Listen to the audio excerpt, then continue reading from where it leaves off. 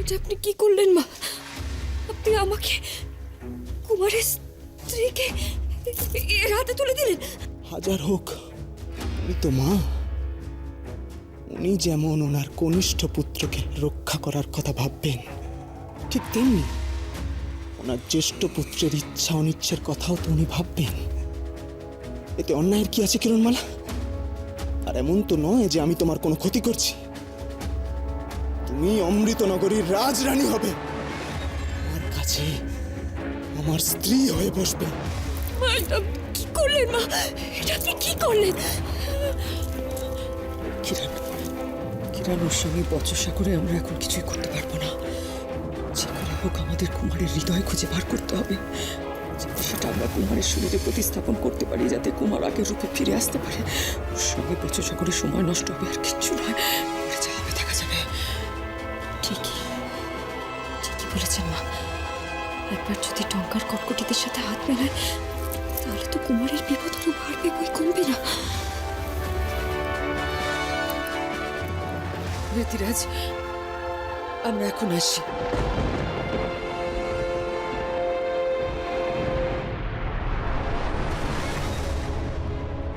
তুমি আমাকে ফাঁকি দিতে পারো না। তুমি তোমার জ্যেষ্ঠ সন্তানের হাতে কিরণমালাকে তুলে দেওয়ার প্রতিশ্রুতি দিয়েছ, সেই প্রতিশ্রুতি তোমাকে রাখতেই হবে। আবারও সময় আসবে। এই!